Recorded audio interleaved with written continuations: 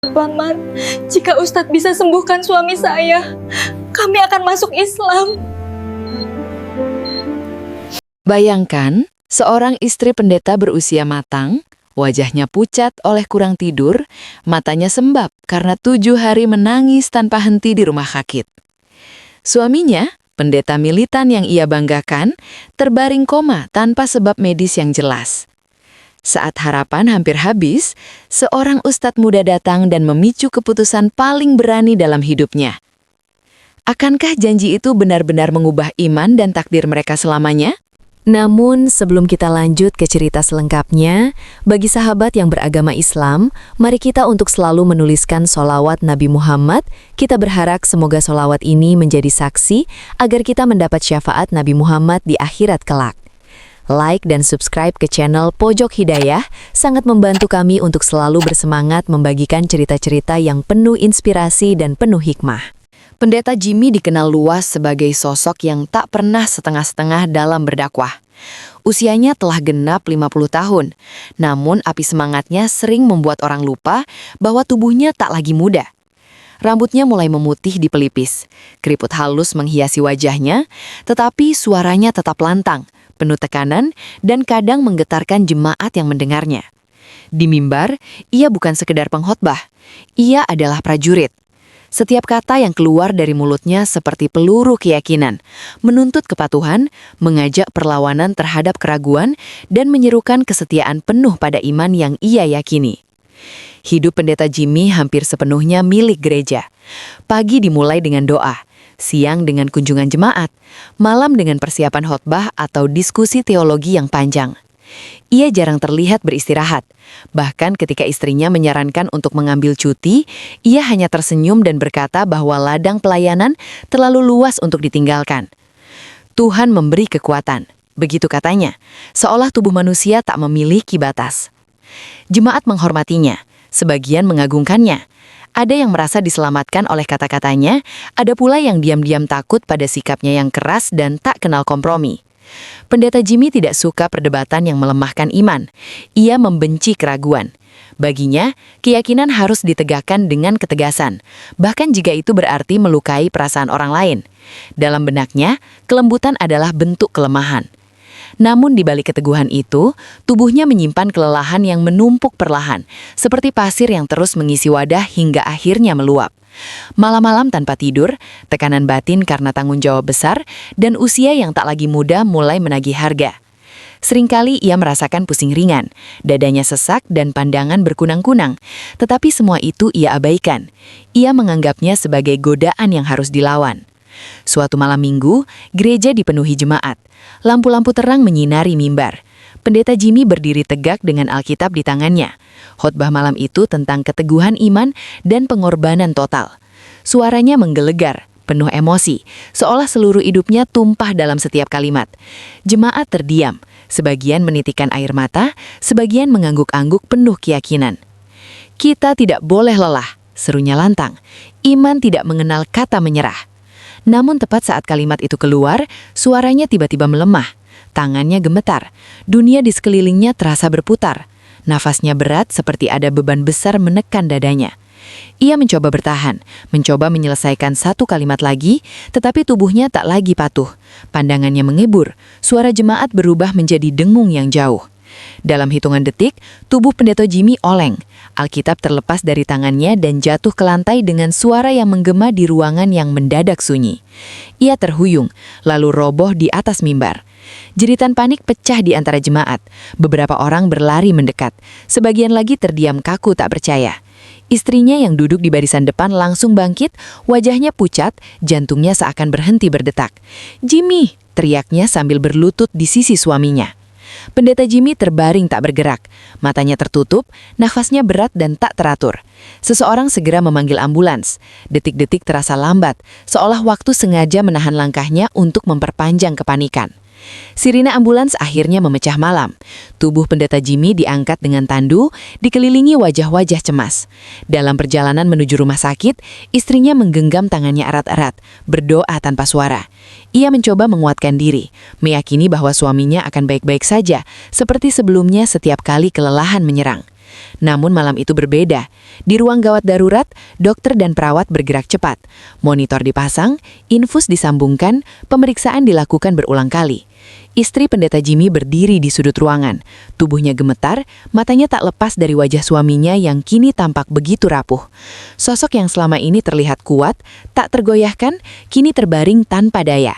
Beberapa jam kemudian, seorang dokter keluar dengan ekspresi serius. Ia menjelaskan bahwa pendeta Jimmy tidak sadarkan diri dan menunjukkan tanda-tanda koma.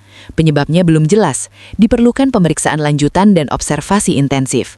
Kata koma menghantam seperti palu. Istri pendeta Jimmy terhuyung, hampir jatuh jika tidak segera ditopang oleh seorang perawat. Dalam benaknya, ribuan pertanyaan berputar. Bagaimana mungkin orang sekuat itu kini terdiam tanpa kesadaran? Mengapa Tuhan membiarkan ini terjadi? Malam berganti pagi, pendeta Jimmy dipindahkan ke ruang perawatan khusus. Jemaat berdatangan, memenuhi lolong rumah sakit dengan doa dan bisikan penuh kecemasan. Ada yang menangis, ada yang beristikar bahwa ini hanyalah ujian kecil yang akan segera berlalu. Namun di dalam ruang itu, waktu seakan berhenti. Pendeta Jimmy tetap terbaring, tak bergerak, terhubung dengan mesin-mesin yang berdetak dingin. Untuk pertama kalinya dalam hidupnya, ia benar-benar diam. Tak ada khotbah, tak ada seruan, tak ada perlawanan, hanya keheningan. Dan tanpa disadari siapapun, keheningan itulah kelak yang akan membuka pintu menuju perjalanan yang tak pernah ia bayangkan sebelumnya. Sebuah perjalanan yang bukan hanya menguji tubuhnya, tetapi juga keyakinan yang selama ini ia anggap tak tergoyahkan. Hari pertama di ruang perawatan khusus terasa seperti mimpi buruk yang tak kunjung usai. Pendeta Jimmy terbaring kaku di ranjang rumah sakit, dikelilingi suara mesin yang berdetak teratur namun terasa dingin. Monitor jantung menampilkan garis-garis naik turun, satu-satunya tanda bahwa hidup masih berdiam di tubuhnya. Wajahnya tampak pucat, jauh berbeda dari sosok penuh wibawa yang biasa berdiri di mimbar dengan sorot mata menyala. Istrinya duduk di sisi ranjang, hampir tak bergerak sejak subuh. Tangannya menggenggam tangan suaminya yang dingin, seolah takut jika ia melepasnya, Jimmy akan pergi untuk selamanya. Setiap beberapa menit, ia berbisik, memanggil nama suaminya, berharap ada gerakan kecil, kedipan mata, atau reaksi apapun. Namun yang ia dapatkan hanyalah keheningan. Dokter datang silih berganti, pemeriksaan dilakukan berlapis-lapis, pemindaian otak, tes darah, refleks saraf, hingga konsultasi dengan spesialis terbaik. Namun hasilnya selalu sama, tidak ditemukan kerusakan fatal, tidak ada stroke berat, tidak ada tumor, tidak ada infeksi yang jelas. Secara medis, tubuh pendeta Jimmy seharusnya bisa sadar, tetapi kenyataannya, ia tetap tenggelam dalam koma yang tak bisa dijelaskan. Hari kedua, jemaat semakin banyak berdatangan. Lorong rumah sakit dipenuhi doa-doa lirih, nyanyian pujian yang dinyanyikan pelan, dan wajah-wajah penuh harap. Beberapa dari mereka yakin ini hanyalah ujian iman. Pendeta Jimmy orang pilihan, kata seseorang dengan penuh keyakinan. Tuhan pasti segera membangunkannya. Namun di balik kata-kata itu, ketakutan mulai merayap. Istri pendeta Jimmy melihatnya di mata mereka, ketakutan yang tak berani diucapkan. Hari ketiga, kondisi Jimmy tidak berubah. Mesin tetap berbunyi dengan ritme yang sama. Dokter mulai berbicara lebih hati-hati, memilih kata-kata yang tidak terlalu menenangkan, namun juga tidak mematikan harapan. Koma seperti ini bisa berlangsung singkat, bisa juga lama, ujar seorang dokter senior. Kami akan terus memantau. Kata lama menggantung di udara, menghantui pikiran istrinya. Malam itu, saat rumah sakit mulai sunyi, ia duduk sendirian di kursi, memandangi wajah suaminya. Untuk pertama kalinya, kemarahan muncul di hatinya. Bukan kepada manusia, melainkan kepada Tuhan yang selama ini disembah suaminya dengan begitu fanatik. Bukankah ia sudah memberikan segalanya? Bisiknya sambil menangis. Mengapa justru ini balasannya? Hari keempat, kelelahan mulai menggerogoti semua orang. Jemaat bergantian datang dan pergi. Doa-doa semakin panjang, namun semakin dipenuhi nada putus asa. Pendeta-pendeta rekan Jimmy mulai berdiskusi pelan di sudut lorong, membicarakan kemungkinan terburuk yang tak berani mereka sampaikan pada keluarga. Sementara itu, di dalam ruang perawatan, pendeta Jimmy tetap tak bergerak. Namun jauh di dalam dirinya, di tempat yang tak bisa dijangkau alat medis, kesadarannya seakan melayang di ruang gelap yang asing. Ia tidak tahu apakah ia hidup atau mati. Tidak ada suara, tidak ada cahaya, hanya perasaan lelah yang luar biasa, seolah seluruh hidupnya telah dihisap habis. Untuk pertama kalinya, ia tidak mampu melawan. Hari kelima, dokter kembali melakukan evaluasi menyeluruh. Hasilnya tetap nihil, tidak ada perbaikan, tidak ada penurunan signifikan. Secara medis, ini menjadi teka-teki. Beberapa dokter mulai menyebut istilah koma fungsional, kondisi di mana tubuh menolak bangun karena tekanan fisik dan mental yang terlampau berat. Namun istilah itu pun tak memberikan jawaban pasti. Istri pendata Jimmy mulai kehilangan pegangan. Doa-doanya kini bercampur dengan air mata dan kebingungan. Ia mempertanyakan semua yang selama ini ia yakini. Apakah iman memang selalu berbuah keajaiban, atau justru diam seperti ini adalah jawabannya? Hari ke-6, suasana semakin muram. Jemaat yang datang mulai berkurang. Harapan perlahan terkikis oleh waktu. Beberapa hanya bisa berdiri memandangi Jimmy dari balik kaca, lalu pergi dengan wajah tertunduk. Di hari itu, seorang perawat berbisik kepada istrinya bahwa kasus seperti ini sering berakhir dengan kesadaran yang tak pernah kembali. Malam itu, istrinya hampir runtuh sepenuhnya. Ia bersandar di dinding lorong, menangis tanpa suara. Semua kekuatan seakan habis. Ia merasa sendirian, terperangkap antara iman, harapan dan ketakutan yang saling bertabrakan. Hari ke-7 tiba. Angka 7 yang sering disebut sebagai angka kesempurnaan justru terasa seperti vonis. Pagi itu, dokter utama memanggil keluarga untuk berbicara. Nada suaranya tenang namun serius. "Kami harus jujur," katanya sambil menatap. "Jika dalam waktu dekat tidak ada respons, kemungkinan pemulihan akan semakin kecil." Kalimat itu menghancurkan sisa-sisa keteguhan hati sang istri. Ia kembali ke ruang perawatan dengan langkah gontai. Duduk di samping suaminya, ia menatap wajah Jimmy yang diam, lalu berbisik dengan suara hampir tak terdengar. "Jika kau masih mendengarku, kembalilah, aku mohon." Namun tidak ada jawaban. Pada hari ke-7 itulah, di luar rumah sakit, sebuah kabar mulai beredar tentang seorang pendeta yang terbaring koma tanpa sebab yang jelas. Dan kabar itu, tanpa disangka siapapun, akhirnya sampai ke telinga seorang ustadz muda bernama Arif, seorang pria yang kelak akan membawa kehadiran yang mengubah arah cerita ini selamanya. Nama Ustadz Arif sebenarnya belum terlalu dikenal luas. Usianya baru menginjak awal 30-an. Wajahnya tenang, tutur katanya lembut, dan pakaiannya sederhana. Ia bukan tipe pendakwah yang gemar berdiri di tengah keramaian atau berdebat di ruang publik. Ia lebih sering menghabiskan waktunya di desa-desa kecil, membantu orang-orang yang datang dengan keluhan sakit yang tak kunjung sembuh, gangguan batin, atau sekedar meminta nasihat hidup. Ilmu pengobatan alternatif yang ia miliki bukan hasil belajar singkat, melainkan warisan dari ayahnya, seorang tabib yang sepanjang hidupnya dikenal menolong tanpa banyak bicara. Kabar tentang seorang pendeta yang terbaring koma selama 7 hari tanpa sebab medis yang jelas sampai ke telinganya melalui seorang kenalan perawat. Ustadz Arif mendengarnya tanpa banyak komentar, tetapi hatinya terasa tergerak. Ada sesuatu dalam cerita itu yang membuat dadanya sesak, seolah ia pernah berada di posisi yang sama, melihat seseorang yang terlalu keras pada dirinya sendiri hingga tubuhnya menyerah. Malam itu, Ustadz Arif melakukan sholat panjang. Dalam sujudnya, ia memohon petunjuk. Ia tahu betul bahwa langkah yang akan ia ambil tidak mudah. Menjenguk seorang pendeta terkenal di rumah sakit besar dengan latar belakang keyakinan yang berbeda, itu bukan perkara sederhana. Salah niat sedikit saja, ia bisa disalahpahami. Namun hatinya mantap pada satu hal. Ia datang bukan sebagai ustadz, bukan sebagai penyembuh, melainkan sebagai manusia. Keesokan harinya, dengan langkah tenang, Ustadz Arif mendatangi rumah sakit. Ia mengenakan pakaian biasa, tanpa atribut yang mencolok. Namun begitu namanya disebut di meja resepsionis, beberapa pasang mata mulai memperhatikannya. Bisik-bisik pelan terdengar di lorong ketika kabar tentang kedatangannya menyebar di antara jemaat yang berjaga. "Seorang ustadz?" bisik seseorang dengan nada tak percaya. "Untuk apa dia kesini?" sahut yang lain. "Apa dia mau macam-macam?" Nada kecurigaan semakin terasa saat Ustadz Arif mendekati ruang perawatan khusus. Beberapa jemaat berdiri menghadangnya. Wajah mereka tegang, sikapnya dingin. Salah satu di antaranya, seorang pria paruh baya, berbicara dengan nada tinggi. "Maaf, kami tidak menerima bantuan dari luar, apalagi dari keyakinan lain." Ustadz Arif menundukkan kepala sejenak, lalu menjawab dengan suara lembut. "Saya tidak datang membawa bantuan apapun. Saya hanya ingin menjenguk, menyambung silaturahmi sebagai sesama manusia." Kata-katanya sederhana, tetapi justru itu yang membuat sebagian orang semakin tidak nyaman. Bagi mereka, kehadiran Ustadz di ruang perawatan seorang pendeta militan terasa seperti ancaman. Beberapa mencibir, sebagian menggelengkan kepala dengan sinis. "Ini bukan tempat dakwah," ujar seseorang dengan nada tajam. "Saya paham," jawab Ustadz Arif tenang, "dan saya tidak berniat berdakwah."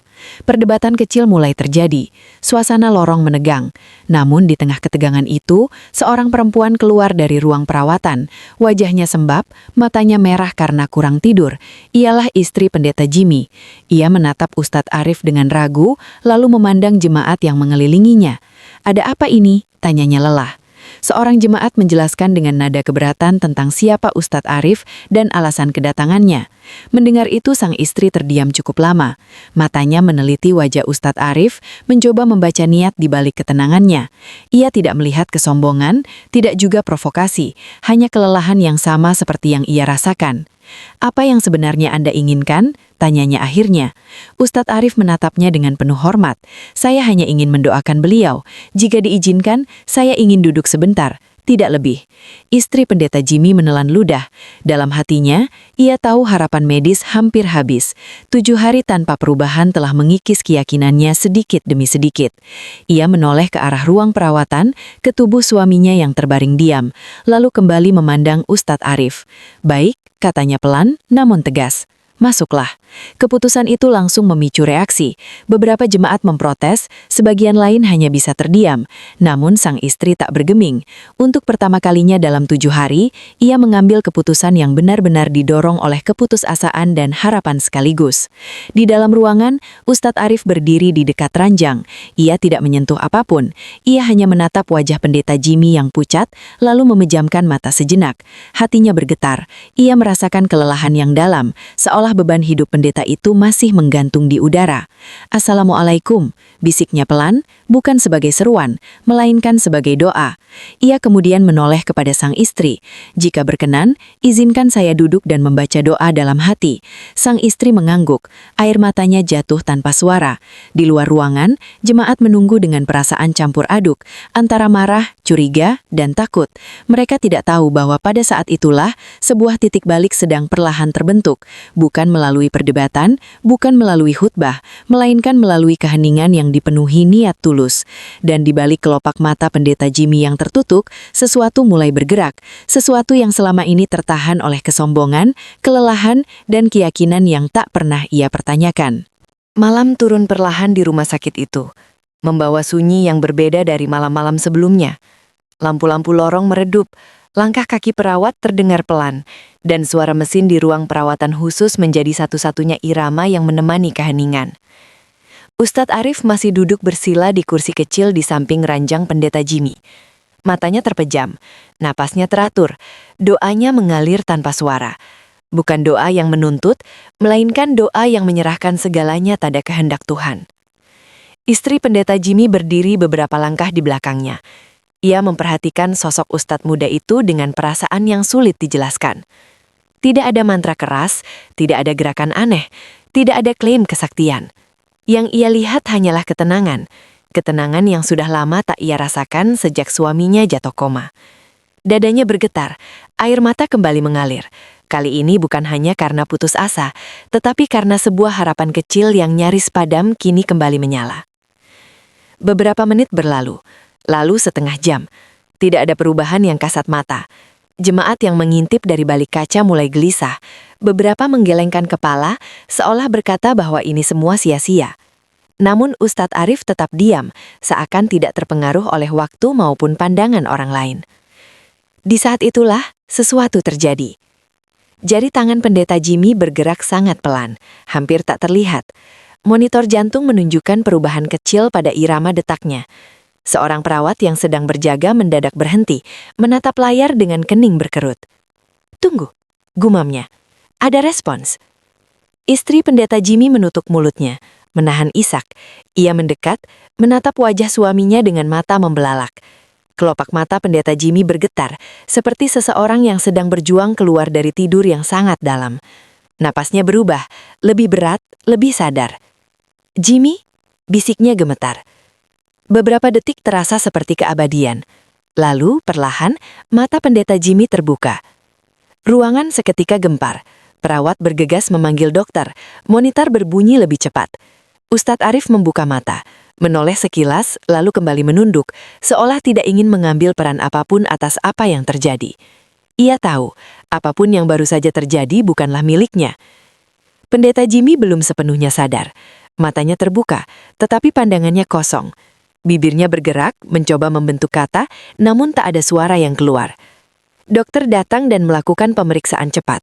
Wajahnya penuh keterkejutan. Ini kemajuan besar, katanya. Ia menunjukkan tanda-tanda kesadaran. Tangis pecah. Istri pendeta Jimmy jatuh berlutut di samping ranjang, memeluk tangan suaminya erat-erat. Dalam kekacauan emosi itu, ia menoleh ke arah Ustadz Arif. Wajahnya basah oleh air mata. Suaranya bergetar ketika ia berkata, "Ustadz, jika suami saya benar-benar sadar dan pulih, saya akan menepati janji saya." Ustadz Arif terkejut. Ia berdiri perlahan, menatap perempuan itu dengan sorot mata yang dalam. "Ibu," katanya pelan namun tegas, "jangan jadikan iman sebagai alat tukar. Hidayah bukan perjanjian, dan kesembuhan bukan jaminan." Namun sang istri menggeleng keras. Katanya lirih, "Selama 7 hari saya berdoa, dan malam ini untuk pertama kalinya, saya merasa doa itu dijawab dengan cara yang tak pernah saya bayangkan." Ustadz Arif terdiam. Ia tidak membantah, tidak pula mengiyakan. Ia hanya menunduk hormat. "Jika memang itu yang Tuhan gerakan di hati ibu dan suami ibu kelak, biarlah itu datang dari kesadaran, bukan dari rasa utang." Beberapa jam kemudian, pendeta Jimmy benar-benar menunjukkan respons yang stabil. Ia belum bisa berbicara, namun matanya kini mengikuti gerakan, tangannya menggenggam jemari istrinya lemah. Dokter menyatakan bahwa fase kritis telah terlewati, meski jalan pemulihan masih panjang. Ustadz Arif pamit dengan langkah tenang. Tidak ada sorak, tidak ada pembelaan diri. Ia pergi sebagaimana ia datang, tanpa menuntut pengakuan. Namun di balik mata pendeta Jimmy yang baru terbuka itu, tersimpan sesuatu yang jauh lebih besar daripada sekedar kesadaran. Di kedalaman jiwanya, bayangan gelap selama koma masih melekat, sebuah pengalaman batin yang belum ia ceritakan pada siapapun. Sebuah perjalanan batin yang kelak akan mengguncangkan keyakinannya, menguji seluruh hidup yang selama ini ia anggap paling benar. Dan ketika saat itu tiba, bukan hanya pendeta Jimmy yang akan berubah, tetapi semua orang yang mengenalnya.